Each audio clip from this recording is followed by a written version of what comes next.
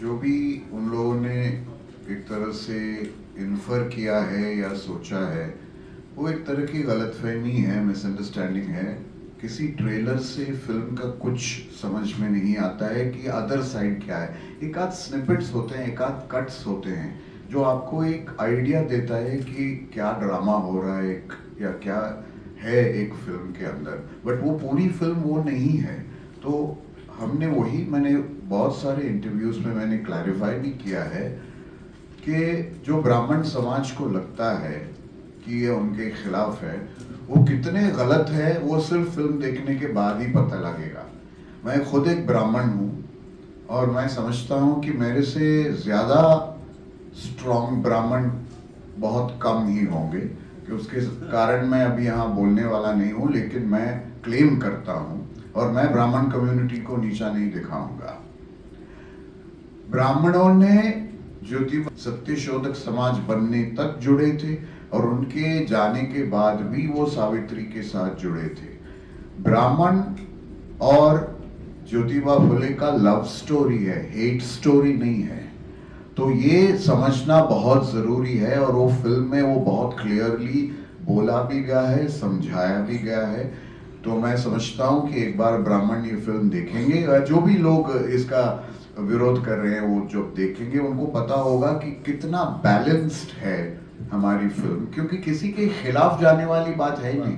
ये कुछ चीजों को जो नीचे गिरा हुआ है उसको उठाने वाली बात है, दूसरे जो ऊपर है उसको नीचे लाने वाली बात नहीं है। तो सर ये सब के लिए उनका विरोध है या पूरे फिल्म के लिए विरोध है?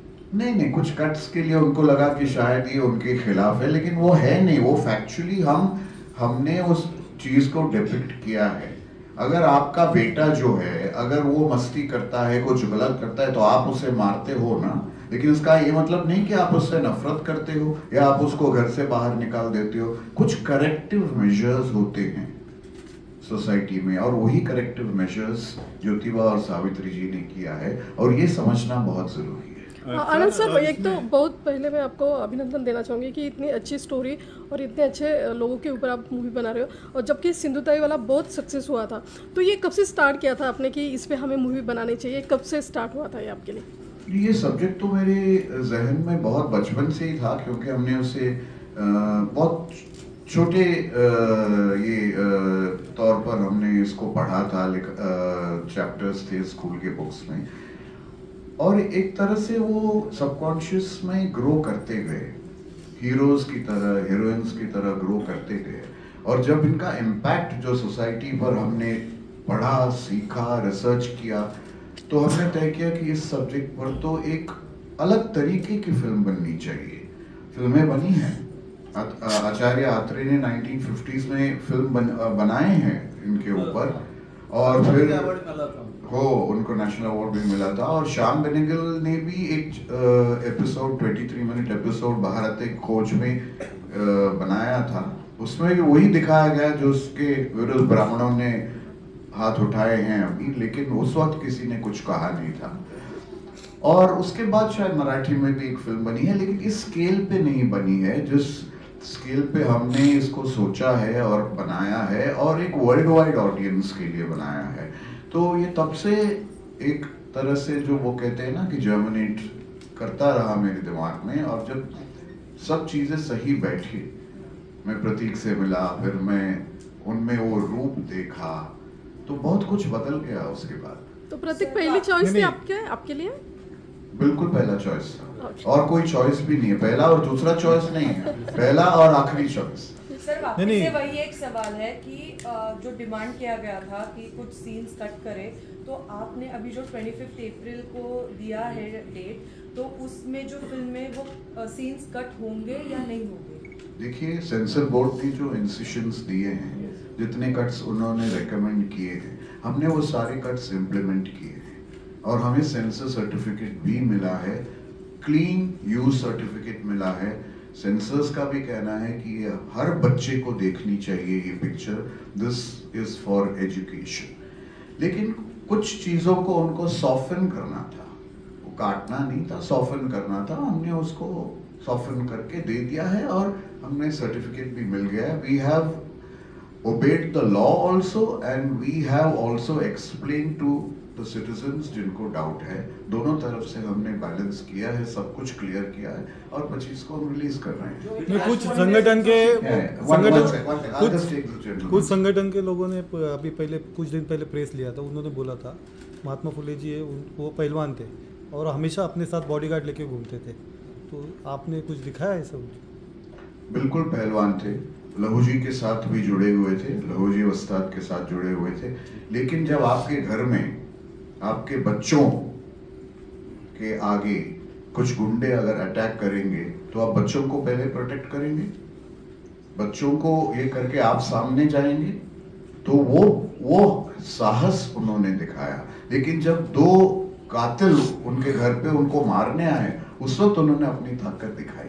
इसीलिए मैं कह रहा हूं कि एक शॉट से आप प्लीज कंक्लूजन्स पे मत आइए, पूरी फिल्म देखिए। सो सेंसरशिप जो लेटर दिया था उसमें क्लास है कि कास्ट का रिप्लेसमेंट वर्ण से करना चाहिए। नहीं, वो सबटाइटल के लिए है। अब इंग्लिश सबटाइटल में अगर वर्ण लिखूंगा तो आप सोचिए वो कैसे लगेगा। डायलॉग में चेंजेस, डायलॉग में नहीं चेंजेस है, उसमें तो वर्ण ही है। उन्होंने उस वर्ण को, जब हमने कास्ट लिखा था इंग्लिश में सबटाइटल में, उन्होंने कहा वो कास्ट को भी वर्ण करो। और टाइटल के लिए भी तो कुछ हो रहा है ना कि महात्मा फुले लगाना चाहिए, जैसे कि हम हमेशा बोलते हैं कि Mahatma Jyotiba Phule. Excuse me, this is about Jyotiba Phule and Savitribai Phule. जब आपका नाम क्या है? ज्योति। हाँ, ज्योति नहीं, सेकंड नाम ज्योति गायकवाड़। गायकवाड़, तो आपके बाहर जो बोर्ड लगेगा वो गायकवाड़ से लगेगा ना? हाँ। इसका मतलब ज्योति भी है, आपके हस्बैंड भी है, या जो भी है घर पे सबके गायकवाड़ ही आएगा। तो उसी तरह फुले है, ज्योतिराव फुले और सावित्रीबाई फुले। प्रतीक जी, ये कपल के ऊपर है। Sorry, you are saying something. या मेरा जो क्वेश्चन है वो सही तारीख के ऊपर है, इतिहास के ऊपर है जी। जब समाजी बाइकआउट हो गया ज्योतिबा फुले और सावित्रीबाई फुले का, तो उनको घर से निकाला गया जी। घर से निकाला नहीं गया, वो खुद घर से निकल गए। जो भी है, और मैं नहीं, जो भी नहीं है, जरा आप have to be very clear about things. मैं वहीं पर रहता हूँ, महात्मा फुले वाले जी जी जी। तो मुझे रियल हिस्ट्री मालूम है। तो उनको श्रेय देने वाले उस्मान शेख और फातिमा भी। बिल्कुल। हाँ? बिल्कुल। ये है, क्या आपने इस फिल्म में वो बताया है? प्लीज पिक्चर देखिए और आपको अपने सवाल का जवाब मिल जाएगा। मेरे ख्याल से मिल ही गया होगा, मेरे ख्याल से मिल ही गया होगा सर। बिल्कुल है, बिल्कुल, वो बहुत जरूरी है, क्योंकि हिंदू मुसलमान भी उस वक्त साथ में थे, तो बहुत जरूरी था। सर अभी आप प्लीज प्रतीक से बात कीजिए। एक सवाल, क्योंकि इसी वजह, क्योंकि हर कोई हिस्टोरिकल फिल्म हो या हमारे जो आइडल्स है उनके ऊपर जब भी फिल्म बनती है, तो सिनेमैटिक लिबर्टी जो डायरेक्टर लेता है उसके वजह से हमेशा कंट्रोवर्सी हर एक फिल्म में होती है। सिनेमैटिक लिबर्टी के हिसाब से आप शॉर्ट्स के हिसाब से एडजस्टमेंट कर दो, तो उस वजह से कुछ ना कुछ हर हिस्टोरिक फिल्म में या हमारे आइडल्स की फिल्म में होती है। इसमें ऐसी कुछ लिबर्टी ली गई है, पूरा डॉक्यूमेंटेड इसमें बताया गया है। देखिए, आपके सवाल बिल्कुल जायज़ है, क्योंकि बहुत सारी फिल्में, क्या सारी फिल्में जितनी भी हिस्टोरिकल फिल्म है, उन्होंने सिनेमैटिक लिबर्टी के नाम पे बहुत कुछ किया है, और हमें वो हर बार अच्छा नहीं लगा है। लेकिन आपको मुझ पर भरोसा रखना पड़ेगा जब मैं कहता हूँ कि मैं कभी भी, सिर्फ इस फिल्म में नहीं, जब भी मैं कोई बायोपिक बनाता हूँ, मैं कभी भी खुद को भाग्यशाली समझता था। सिर्फ कुछ कंसर्न्स मेरे ऐसे थे जहाँ पर मुझे खुद पे ज़्यादा ध्यान देना ज़रूरी था कि मैं अपने दिमाग में अगर पहले से इनको महात्मा बना के चलूँगा तो आपको एक ह्यूमन स्टोरी नहीं मिलेगी। मैं ही अगर उनको अहोभाव से देखूंगा तो मैं वो किरदार निभा नहीं पाऊंगा। तो मुझे उनको ह्यूमन दिखाना बहुत ज़रूरी था।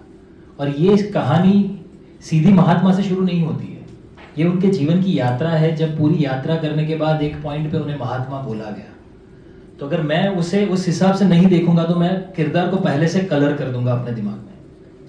और जैसे ये लिबर्टी की और इसकी भी बात कर रहे हैं सर, बहुत सिंपल सी बात यह है कि आपको इतिहास पता है, इनका जीवन पता है, इनके आसपास जुड़े लोग पता है, सारी घटनाएं पता है, जो हुआ वो भी पता है।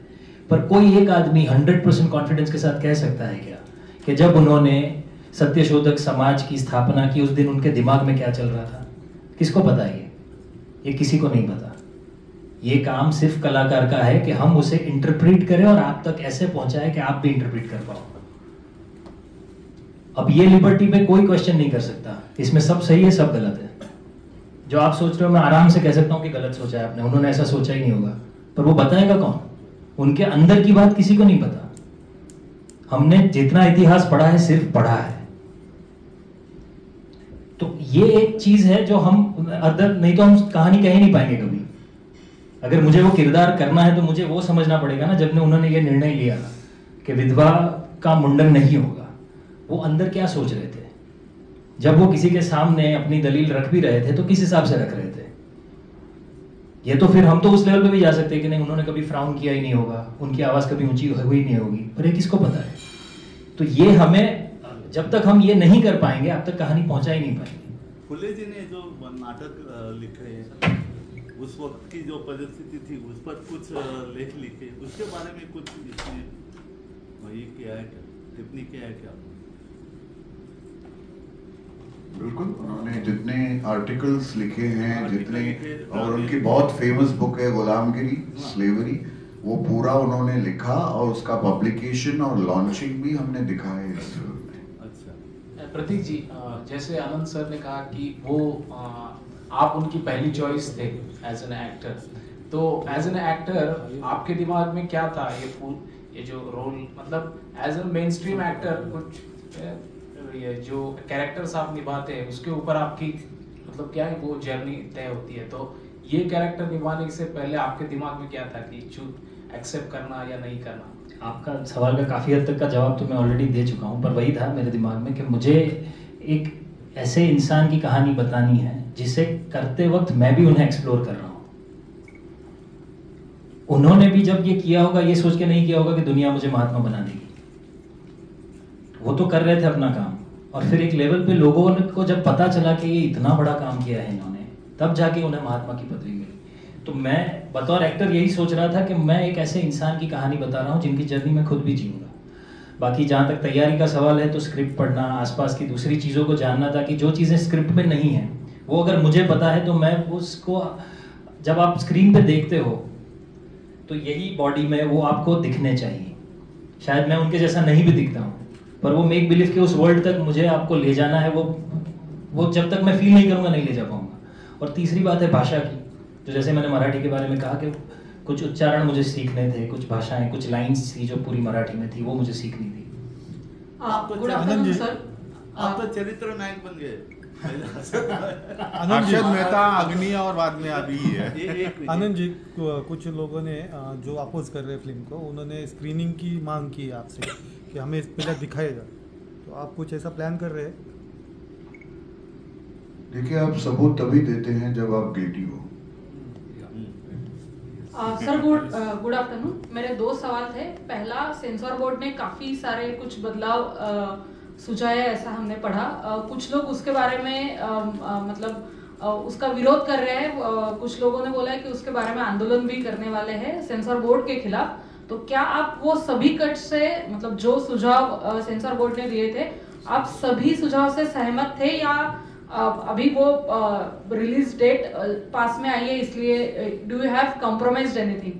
देखिए, सहमत होना नहीं होना हमारे हाथ में नहीं है, वो एक गवर्नमेंट बॉडी है, we have to go by the government rules.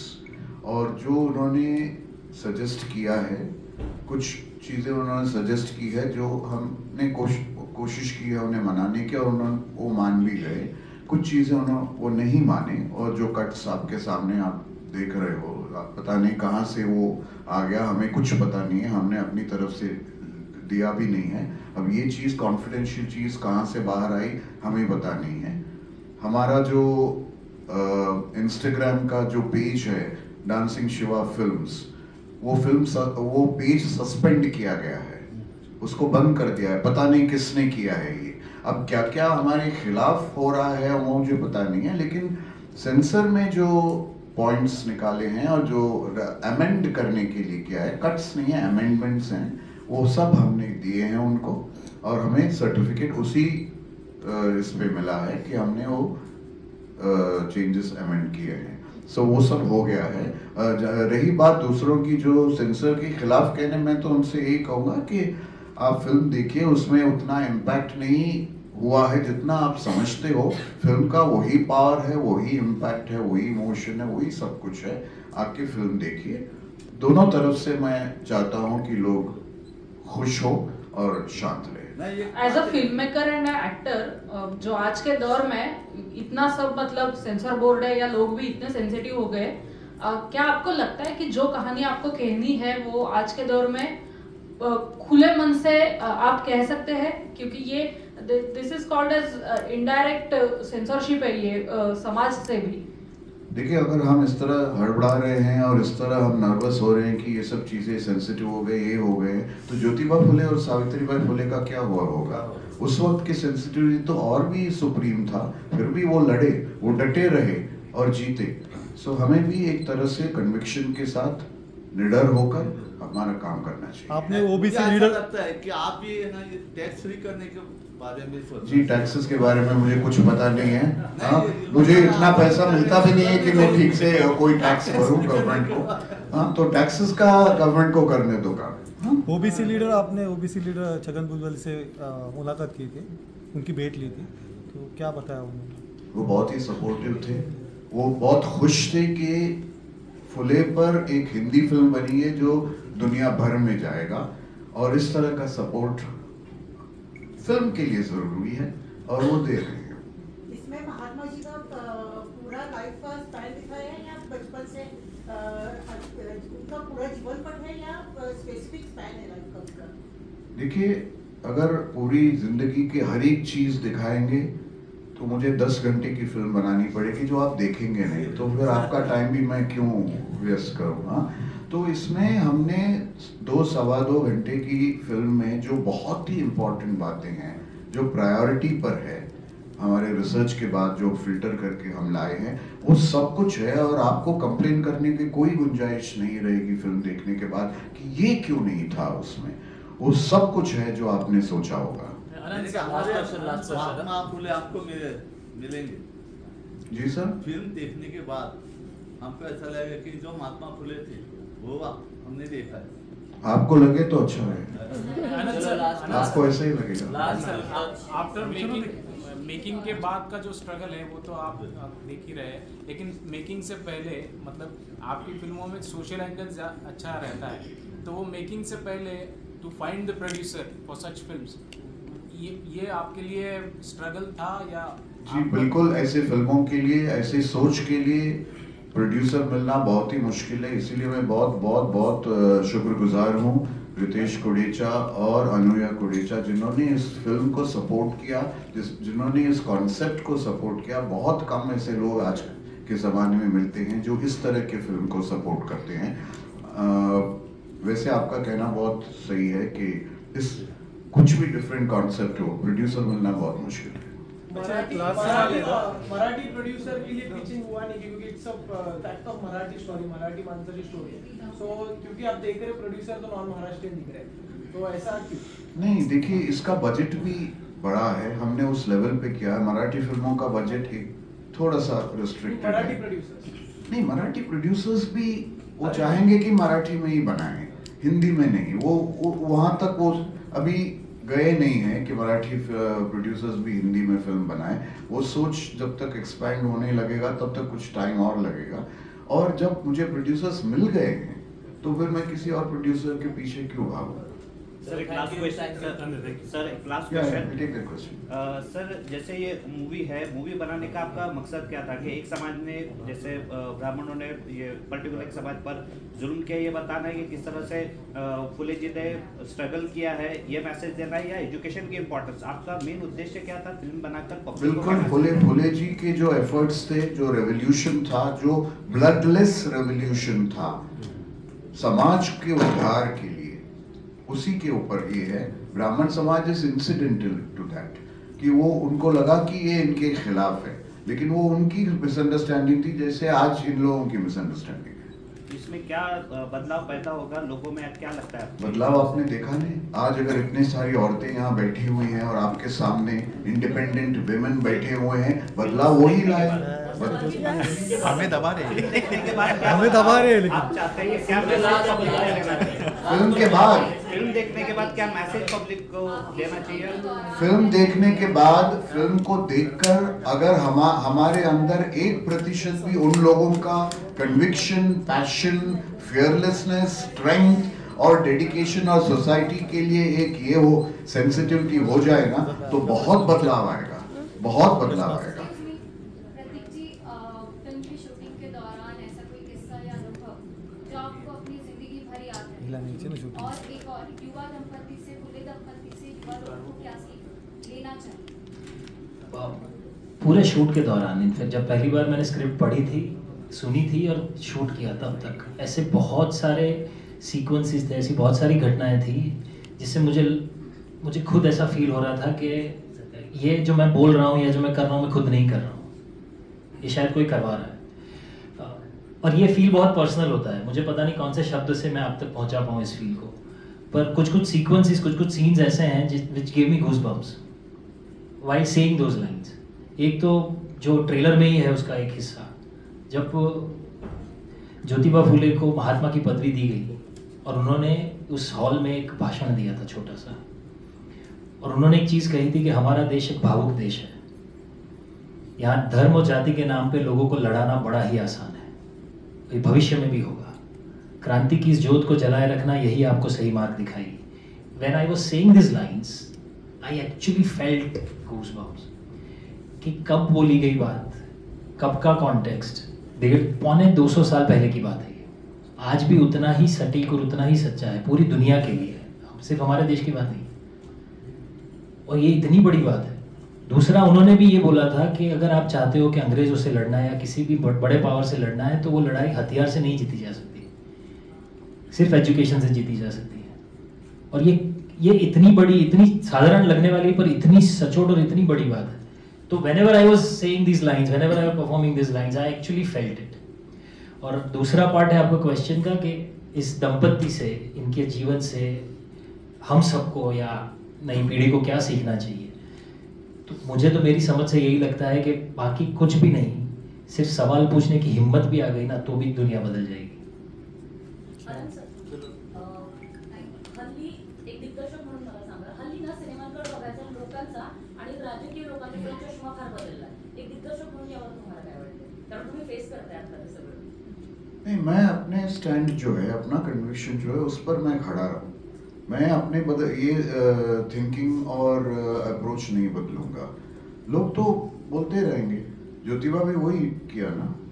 अगर ज्योतिबा के ऊपर मैं फिल्म बना रहा हूँ, सिनेमा बना रहा हूँ मैं, तो थोड़ा सा तो ज्योतिबा से सीखूं मैं। चलो